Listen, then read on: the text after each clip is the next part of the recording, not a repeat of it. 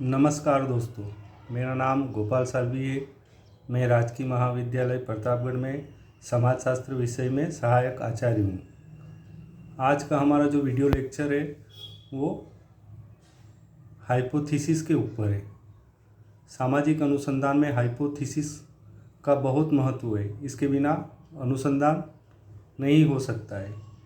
हम कोई भी कार्य करते हैं तो उसके पहले एक लक्ष्य का निर्धारण करते हैं। अनुसंधान में यही लक्ष्य हाइपोथेसिस के रूप में जाना जाता है। आज हम हाइपोथेसिस के बारे में चर्चा करेंगे। हाइपोथेसिस, जिसे हम हिंदी में प्राक कल्पना, उपकल्पना इत्यादि नामों से जानते हैं, इसका महत्व सामाजिक अनुसंधान में बहुत है। इसके बिना सामाजिक अनुसंधान नहीं हो सकता है।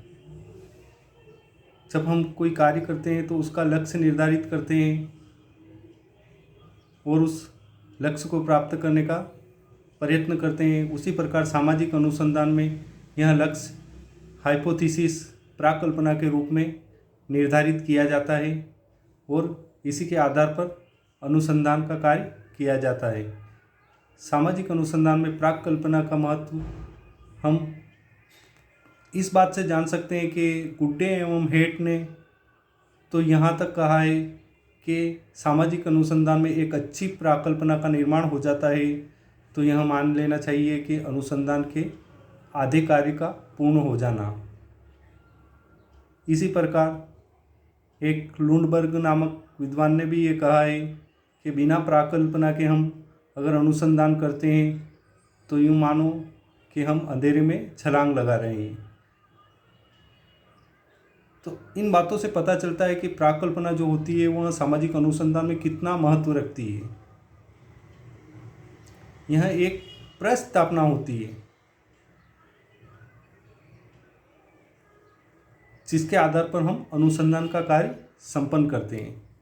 हम शाब्दिक अर्थ की दृष्टि से देख लेते हैं। अंग्रेजी का जो हाइपोथेसिस शब्द है, यह ग्रीक भाषा के हाइपो और थीसिस से मिलकर बना है। हाइपो का अर्थ होता है बिलो, जिसका अगर हिंदी में अर्थ देखें तो उसका अर्थ होता है नीचे। हाइपो का अर्थ हुआ बिलो। इसी प्रकार थीसिस का अर्थ होता है विचार। तो हाइपोथेसिस अर्थात बिलो थ्योरी का अर्थ होता है सिद्धांत से नीचे, अर्थात सिद्धांत का पूर्व कथन। इसी प्रकार प्राक कल्पना को देख लो तो प्राक कल्पना का भी प्राक शब्द का अर्थ होता है पूर्व और कल्पना का अर्थ होता है विचार। इसी प्रकार प्राक कल्पना का अर्थ होता है पूर्व विचार अर्थात पूर्व सिद्धांत। जब हम अनुसंधान करते हैं तो प्राक कल्पना का निर्माण करते हैं। यह प्राक कल्पना या उपकल्पना एक पूर्व सिद्धांत होती है, एक पूर्व विचार होती है, जिसका हम अनुसंधान के दौरान जिसकी हम परीक्षा करते हैं, जिसकी हम जांच करते हैं कि यह सिद्धांत या ये प्राकल्पना सही है या गलत। अगर ये सही होती है तो हम एक सिद्धांत का निर्माण कर लेते हैं और अगर गलत होती है तो हम इसे त्याग देते हैं। इस पर हम कुछ विद्वानों की परिभाषा भी देख लेते हैं कि विद्वानों ने प्राकल्पना को कैसे परिभाषित किया है। जैसे पीएच मान ने इसकी एक बहुत ही छोटी परिभाषा दी है कि प्राकल्पना एक अस्थायी अनुमान है। अर्थात प्राकल्पना जो होती है वह एक अस्थायी अनुमान होती है। हम अनुसंधान करते हैं उससे पहले हम लक्ष्य के बारे में एक अनुमान लगाते हैं और उसी को हम प्राकल्पना के रूप में स्थापित करते हैं और उसकी जांच करते हैं। जब अगर वो अनुमान सही है तो वो सिद्धांत का रूप ले लेता है और गलत हो तो उसको हम छोड़ देते हैं। इसी प्रकार बोगार्डस ने भी प्राकल्पना को परिभाषित किया है। उन्होंने कहा कि प्राकल्पना परीक्षण के लिए प्रस्तुत की गई एक प्रस्तावना है। इन्होंने भी वही बात कही कि प्राकल्पना जो होती है वो परीक्षण के लिए प्रस्तुत की गई एक प्रस्तावना है, यानी एक ऐसा विचार है, एक ऐसा ऐसी प्रस्तावना है जिसका हम परीक्षण करना चाहते हैं, जिसको अनुसंधानकर्ता जिसका अनुसंधान के दौरान परीक्षण करना चाहता है। गुडे एवं हेट ने भी प्राकल्पना को परिभाषित करते हुए लिखा है कि प्राकल्पना एक ऐसी प्रस्तावना है जिसकी सत्यता को सिद्ध करने के लिए उसका परीक्षण किया जा सकता है। तो गुडे एवं हेट ने भी यही बात बताई है। इसी प्रकार लुंडबर्ग की परिभाषा को भी हम देख लेते हैं। उन्होंने कहा कि प्राकल्पना एक काम चलाऊ सामान्यीकरण है। यानी प्राकल्पना क्या है? एक काम चलाऊ सामान्यीकरण है। सामान्यीकरण यानी जिसका हम सिद्धांत के रूप में एक सामान्यीकरण करते हैं। यह एक काम चलाऊ है। अगर सत्य है तो इसका हम सिद्धांत के रूप में निर्माण कर लेंगे, गलत है तो इसका हम त्याग कर देंगे। अब हम प्राकल्पना की हाइपोथेसिस की कुछ विशेषताओं को देख लेते हैं कि एक अच्छी हाइपोथेसिस में की क्या विशेषता होती है, उसके बारे में हम देख लेते हैं। तो इसकी विशेषताओं में प्रथम विशेषता है स्पष्टता। हाइपोथेसिस की प्रथम विशेषता है स्पष्टता। गुड्डे एवं हेट ने कहा है कि एक अच्छी प्राकल्पना अवधारणात्मक दृष्टिकोण से स्पष्ट होनी चाहिए।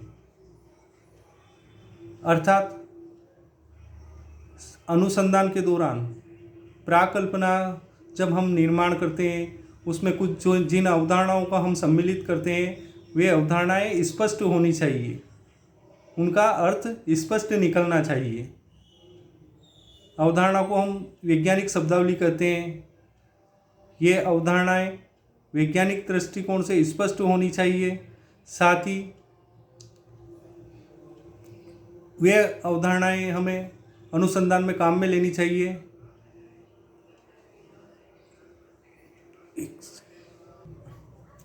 वे अवधारणाएं हमें अनुसंधान में लेनी चाहिए जिनका अर्थ मान्य हो, अर्थात जिनका स्पष्ट अर्थ हो और जिसको सभी समझ सके। ऐसी अवधारणाएं नहीं लेनी चाहिए जिनका अर्थ लोगों को पता ना हो। इसी प्रकार प्राकल्पना की दूसरी विशेषता है आनुभविक संदर्भ। प्राकल्पना का निर्माण या प्राकल्पना ऐसी होनी चाहिए जिसका अनुभविक संदर्भ हो, अर्थात वह ऐसे तथ्यों एवं कारकों को से संबंधित होनी चाहिए जिनकी अध्ययन क्षेत्र में जाके जांच की जा सके। अगर प्राकल्पना आदर्शों को स्पष्ट करने वाली होगी तो उसका अनुभविक संदर्भ नहीं होगा। गुडे एवं हेट ने एक उदाहरण भी दिया है, कुछ आदर्शात्मक प्राकल्पनाओं को का उदाहरण भी दिया है, जैसे कि सभी पूंजीपति श्रमिकों का शोषण करते हैं, सभी अधिकारी भ्रष्ट होते हैं। ये जो प्राकल्पनाएं हैं ये आदर्शों को स्पष्ट करने वाली है, इनका अनुभविक संदर्भ नहीं होता है। तो ऐसी प्राकल्पना का निर्माण अनुसंधानकर्ता को नहीं करना चाहिए जो आदर्शों को स्पष्ट करने वाली हो। इसी प्रकार प्राकल्पना की तीसरी विशेषता है विशिष्टता। गुडे एवं हेट ने लिखा है कि एक उपयोगी प्राकल्पना विशिष्ट होनी चाहिए। जो भी क्रियाएं एवं पूर्वानुमान वह इंगित करती है वह स्पष्ट रूप से वर्णित होनी चाहिए। प्राकल्पना बहुत विस्तृत नहीं होनी चाहिए। अगर प्राकल्पना अपने में सामान्य होगी तो अनेक कारकों तथा चरों से संबंधित होगी तो वैज्ञानिक ठीक से अध्ययन नहीं कर पाएगा। वहाँ अनेक कारकों तथा परस्पर अनेक चरों से संबंधित नहीं होनी चाहिए। इसी प्रकार प्राकल्पना की चौथी विशेषता है उपलब्ध प्रविधियों से संबंधित। प्राकल्पना एक प्रस्तावना होती है जो कार्य कारण संबंधों को स्पष्ट करती है, जिसकी जांच हम वैज्ञानिक पद्धतियों के माध्यम से करते हैं। अतः प्राकल्पना का निर्माण जब करते हैं तो ऐसी प्राकल्पना का निर्माण करना चाहिए जिनकी वैज्ञानिक पद्धतियों के द्वारा जांच की जा सके। इसी प्रकार प्राकल्पना की एक और विशेषता है सिद्धांत समूह से संबंधित।